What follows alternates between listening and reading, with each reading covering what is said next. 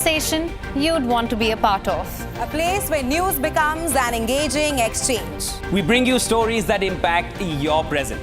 This is World DNA. Join the conversation.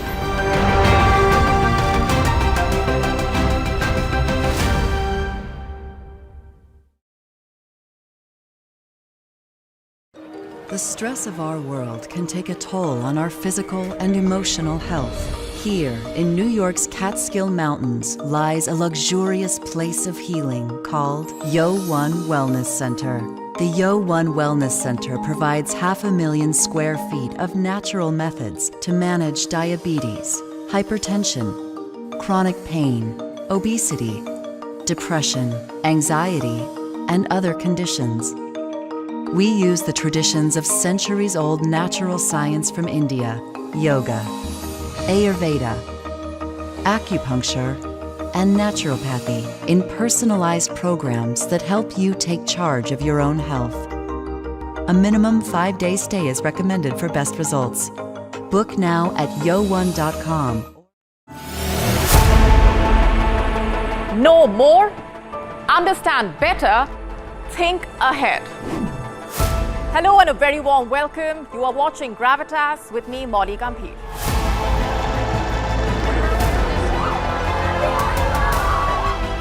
Get the facts, not the bombast. On the 26th of March, dynamic pricing, Baloch separatists, Gravitas cuts out the clutter. Gravitas keeps calm when others scream. Gravitas brings news to life.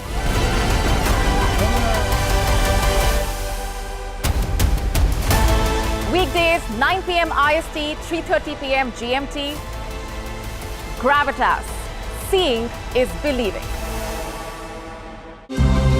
To bring the benefits of the Subhash Chandra Show to your educational institution, teachers and students, send an invitation to Juhi Jha at juhi@such.org.in.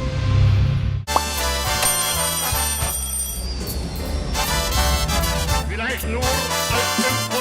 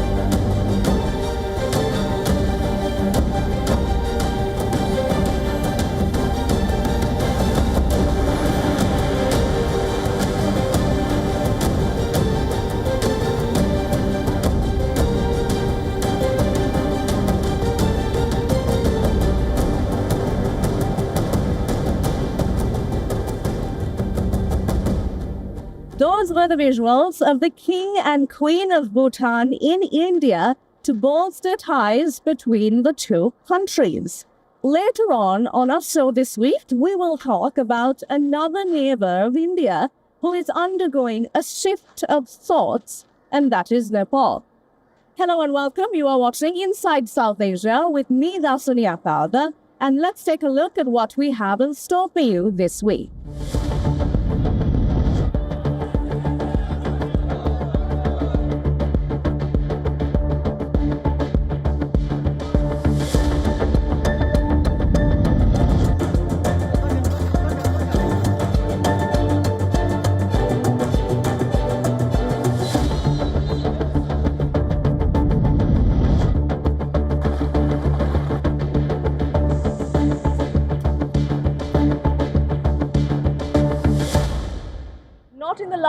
53 years of Bangladesh's existence, has the New Delhi-Dhaka ties been as fragile as it is right now? The Muhammad Yunus-led government arresting a Hindu priest, preventing others from leaving the country, and even refusing fair trial has resulted in waves of anger in India.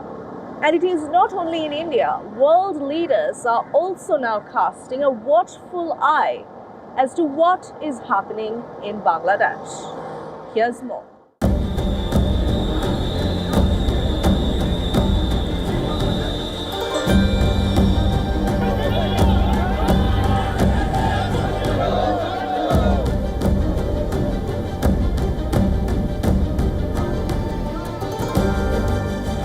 Bangladesh to India to Canada, public protests and more specifically anger of the Hindu community have spread like wildfire. Calls for justice for Hindu priest Chinmay Krishna Das are a crystallization of bigger concerns of minority rights violations in Bangladesh under the Yunus government. The man at the center of the storm, accused of sedition, Hindu priest Chinmay Das has been denied bail. His lawyer was attacked a day before Das was to be produced in court. The issue of minorities attacked in Bangladesh has taken diplomatic overtones. India has hit out at the Bangladesh government, stressing it must do more to protect minorities. In a written reply to Parliament, Indian External Affairs Minister said the primary responsibility for protection of life and liberty of all citizens of Bangladesh, including minorities, rests with the government of Bangladesh. Members of the Indian Parliament across the spectrum expressed concern on the situation in the country. It seems very grave and troubling, and I think we are all very concerned. All Indians will be concerned because this is a next-door neighbor whose well-being we are concerned about. I must say that it's not only the Foreign Ministry that's keeping an eye on the situation. I think all concerned Indian citizens are worried about some of the reports coming in from Bangladesh. So we will all follow it very closely. I personally am following it very closely. इस बात के विषय को रखा है बांग्लादेश में जो jail में हैं हमारे. We raised the issue of Bangladesh yesterday. I have demanded from my government to provide security to Krishna devotees and all Sanatani brothers in Bangladesh. This is not a matter of foreign policy. It is a matter of sentiments of Krishna devotees. Across the Bangladesh border in Tripura state in India, a breach at Bangladesh's Deputy High Commission raised an uproar. India expressed regret. Dhaka summoned the Indian envoy and lodged protest. The issue has even triggered global concern, with several Hindu-American groups seeking US intervention. An Indian-American body urged US President Joe Biden and President-elect Donald Trump for an independent inquiry. Another group wants US funding to Bangladesh to be contingent on actions taken to protect minorities. The issue even resounded in the British Parliament. The degree of escalation in the violence is deeply, deeply concerning. And what we are witnessing now is just uncontrolled violence in many quarters. And we are now watching with horror and shock as further violence is spread in Bangladesh.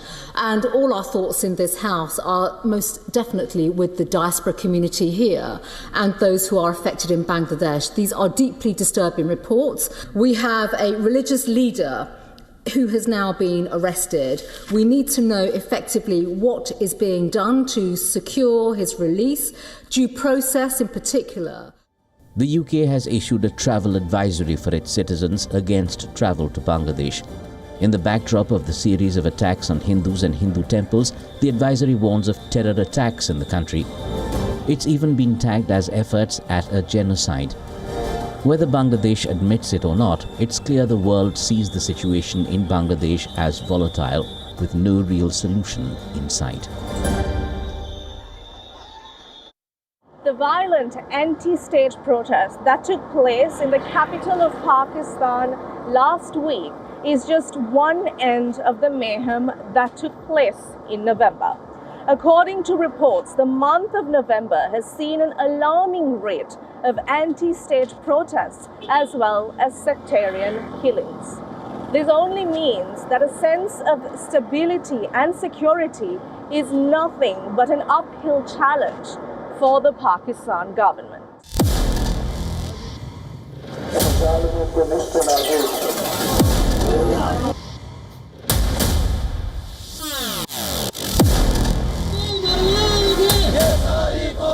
The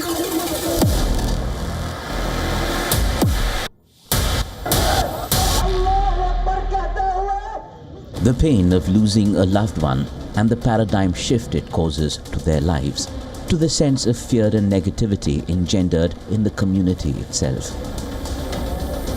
Terror and rebellion issues and the law and order situation wilting under it has turned into one of Pakistan's biggest existential challenges. Data released by the Pakistan Institute for Conflict and Security Studies says it all. 245 people have been killed in November alone, as per this report.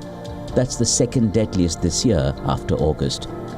This includes 127 militants, the highest since February 2017, 68 security personnel, the highest since January 2023, and 50 civilians. 71 terror attacks were recorded in the month. Khyber Pakhtunkhwa was the worst hit, with 50 attacks that caused 71 deaths. Not far behind, insurgency hit Balochistan that reported 20 attacks, causing 60 deaths in all.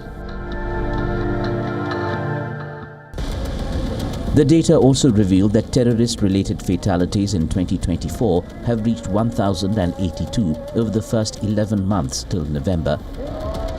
2023 had 645 deaths in the entire year, again reflecting the worsening security situation. The wave of terror and insurgency-related deaths has another face, a spurt in Shia-Sunni sectarian clashes that have claimed dozens of lives. Again, it's the people who bear the brunt of it. It entered the 11th day on Sunday, 6 killed and at least 8 others injured. Again, the epicenter is in Khyber Pakhtunkhwa province's Kurram district, more specifically the Para-Chinar area. Located near the Pakistan-Afghanistan border, sectarian tensions have simmered in Kurram for decades. The series of clashes have paralyzed life in the region. Major routes including the Peshawar-Para-Chinar highway and the Pak-Afghan Karlachi border crossing have been closed, which in turn means essential supplies including food, fuel and medicines blocked.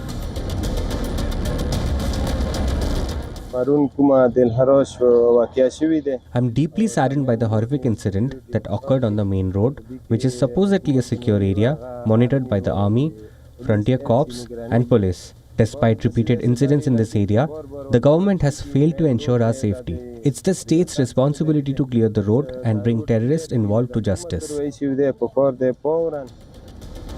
The latest bout of sectarian violence in Pakistan goes back to the 21st of November, when gunmen opened fire on 2 convoys of Shia Muslims in Kurram, killing more than 40 people.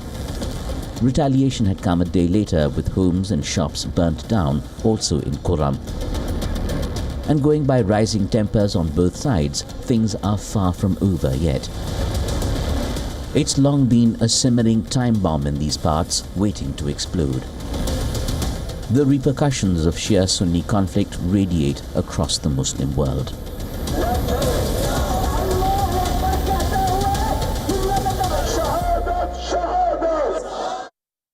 Nepal Prime Minister KP Sharma Oli was in Beijing this week, his first foreign visit since taking office in July. Apart from the very apparent bonhomie and the deal signed with the Chinese counterpart, it is quite conspicuous that the Nepalese Prime Minister broke tradition in calling on India as his first port of call outside of Nepal. New Delhi watches with an eager eye of these new pro-China relations.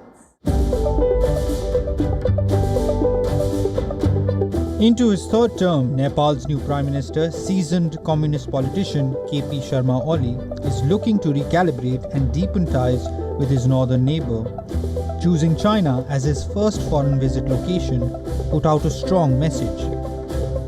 The big takeaways: 9 deals signed, from industry and infrastructure to tourism, and a reaffirmation of the One China policy with a ban on anti-China activities within his own country. China is clearly happy at influence inroads into Nepal and what that means for South Asia. 各位中国人民的老朋友， Mr. Prime Minister, you are an old friend of the Chinese people and have been committed to the cause of China-Nepal friendship and actively supporting China-Nepal cooperation in joint construction of the Belt and Road, which I deeply appreciate. China and Nepal are good neighbors, good friends, and good partners connected by mountains and rivers. There was no missing the eye Oli had on loan waivers and Chinese investments into Nepal, though none were announced. The highlight was the framework agreement on Beijing's Belt and Road Initiative. An initial pact was signed 7 years ago, but no projects took off. Things are expected to change towards finalizing details of projects, road upgradation and transportation corridors. The visit marked what Oli termed new beginnings.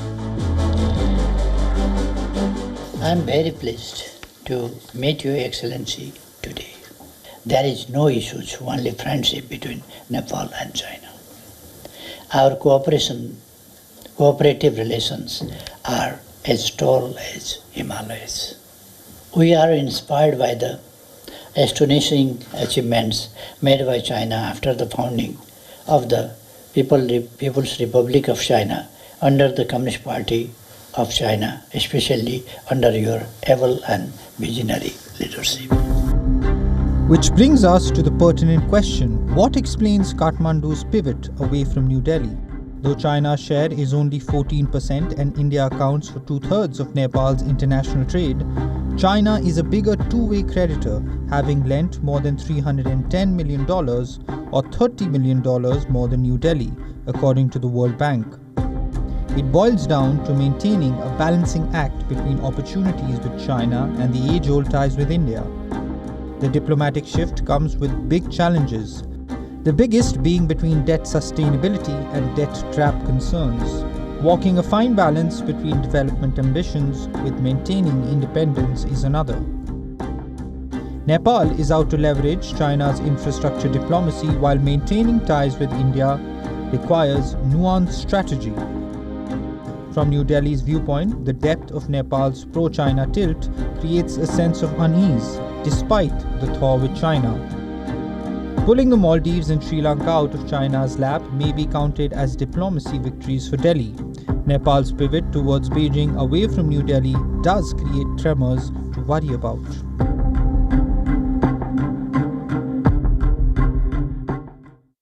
On to climate extremes and their impacts that does not confine geographical borders. India and Sri Lanka were severely impacted by Cyclone Fengal, which wreaked havoc in both these countries. This is yet another tropical storm that has hit the region of South Asia this year. Now we take a look at the areas that were greatly impacted by this storm.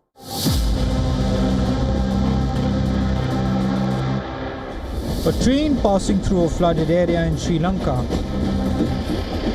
A flight struggles to landslides and displaced families. This is what the trail of havoc unleashed by Cyclone Fengal looks like.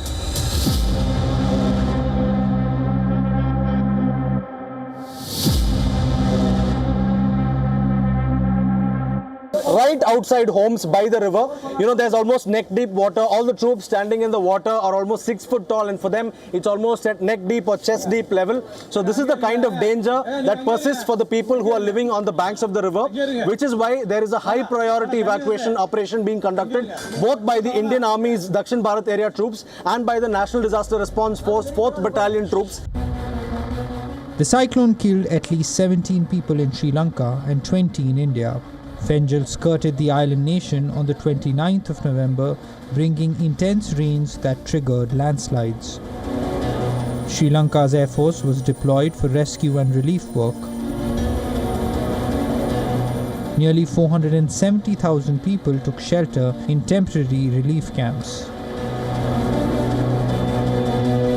The next day, on the 30th of November, the cyclone intensified and headed for the Tamil Nadu coast in southern India. It made landfall near Puducherry. Fengal brought the highest 24-hour rainfall seen in 30 years to the Union Territory. Among the most gruesome of the horrors, a massive boulder dislodged by a landslide crushed a house, killing all within. 5 of them were children.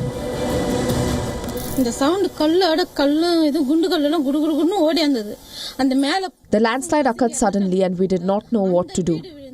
Rocks and mud started pouring inside my house. I was sleeping when the flood water rushed into my house. A person grabbed me out of the house and saved my life.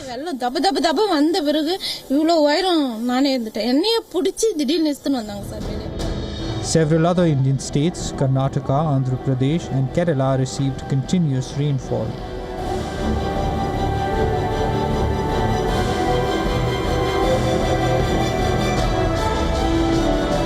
The Indian Army and the National Disaster Response Force teams conducted rescue ops at multiple inundated locations in Tamil Nadu and Puducherry.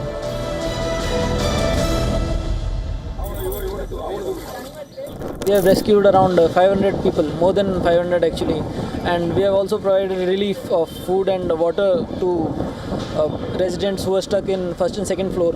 Also, we have provided first aid to some elder people. And at around 1:30 in the morning today, we got a requisition from DC office that there is flood in Pondicherry and they need our help.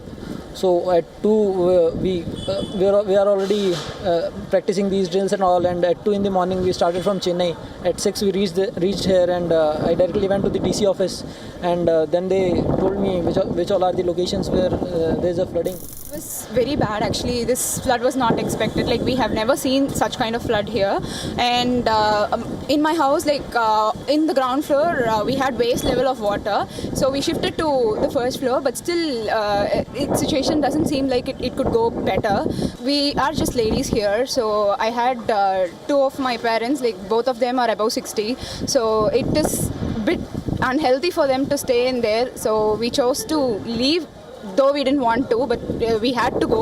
So that's why we chose to come. And not just us, the rescue team also rescued few other people along with us. Like, we had a 7-day-old child along with us and few other more senior citizens. There are several places in Puducherry even now that are inaccessible, so you can't bring in vehicles here. The only way to get in is footmobile or through boats that the Indian Army is bringing. So here you can see that the Indian Army is distributing food and relief supplies, especially bread and biscuit packets, and even sometimes full meals that they're distributing to the people here amid harsh conditions here that the Indian Army's troops are working. They're from Chennai, they're from the Dakshin Bharat area. 70 troops are here. They've come with boats, they've come with trucks, they've come with life vests and ropes and harnesses and much more search and rescue equipment that's required.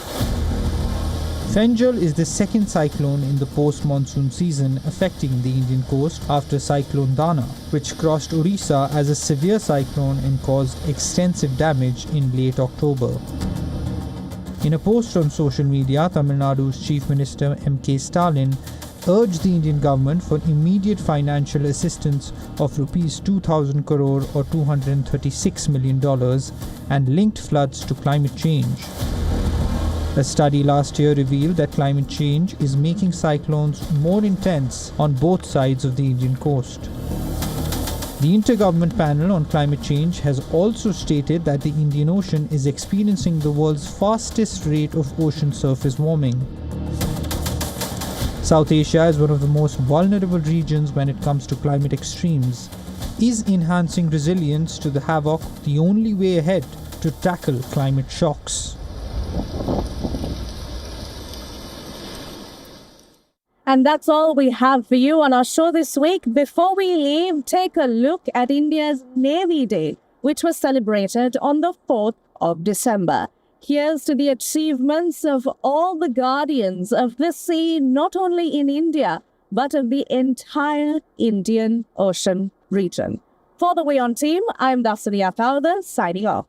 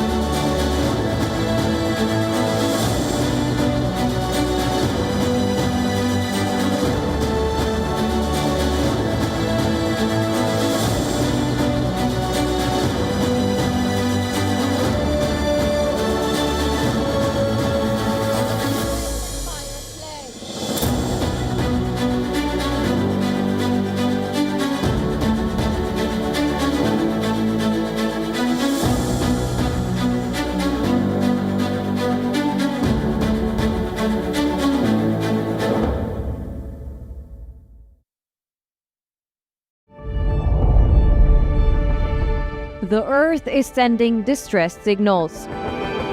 Wildfires, droughts, and melting glaciers. Can we reverse the damage? Explore the harrowing effects of climate change. It's a wake-up call. Global emergency. Climate Tracker on WION World is One.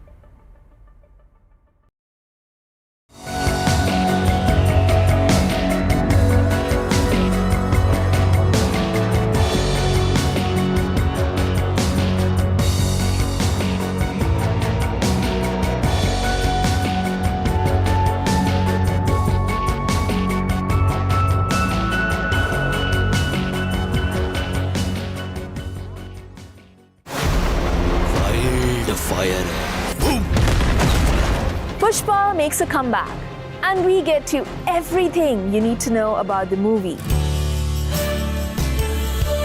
Dive right into holiday mode with our list of rom-coms. And know rare facts about Britney Spears, aka the Princess of Pop. All this and much more with me, Isha Hanswal, at these times only on WION Club.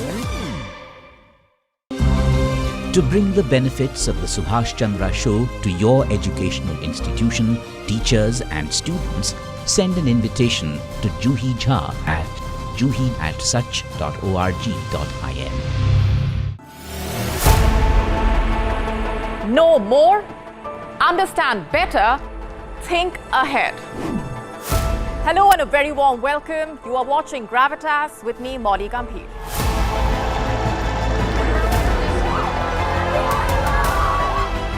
Get the facts, not the bombast. On the 26th of March, dynamic pricing, Baloch separatists, Gravitas cuts out the clutter. Gravitas keeps calm when others scream. Gravitas brings news to life.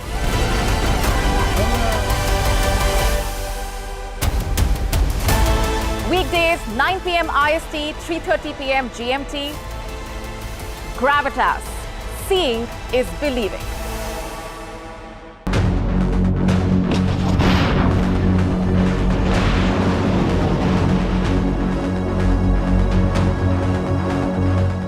After carrying out a series of airstrikes in Syria, Russia conducts military drills involving hypersonic missiles in the Mediterranean Sea. Who are the rebels trying to topple Syria's Assad regime? And the ceasefire between Hezbollah and Israel appears increasingly fragile as, despite truce, fighting continues. Also on the show, global arms trade soars amid deadly conflicts. 6 of the top 100 arms companies based in West Asia see their combined arms revenues grow by 18% since October 2023. And a donut topped with a yellow ribbon is at the heart of growing controversy in the run-up to the Jewish holiday of Hanukkah. Watch the West Asia Post with me, Hemkor Saroya, only on WION World is One. WION brings you a special business talk show where we bring forth the stories of business leaders.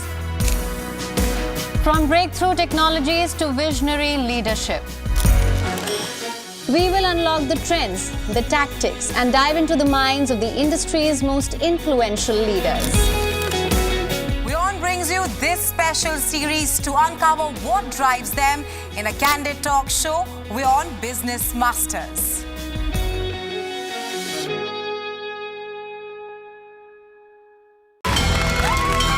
From the bustling trading floors of Wall Street to the vibrant exchanges of Asian stock markets, WION breaks it down for you to make sense of what's happening as we reveal the key factors behind events, strategic battles, and the game-changing business decisions that shape the world.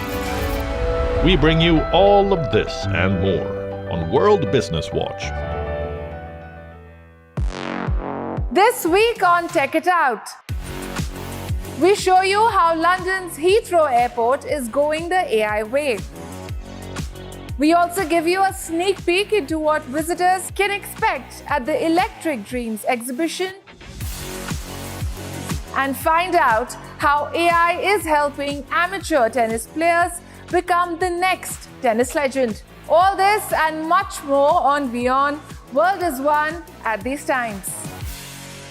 WION Health Resort is unique, the only one of its kind.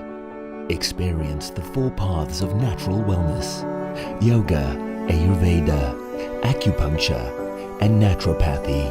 Each uniquely customized program improves the whole person to make every person whole. Come to WION Health Resort. Make your reservation at wion.com.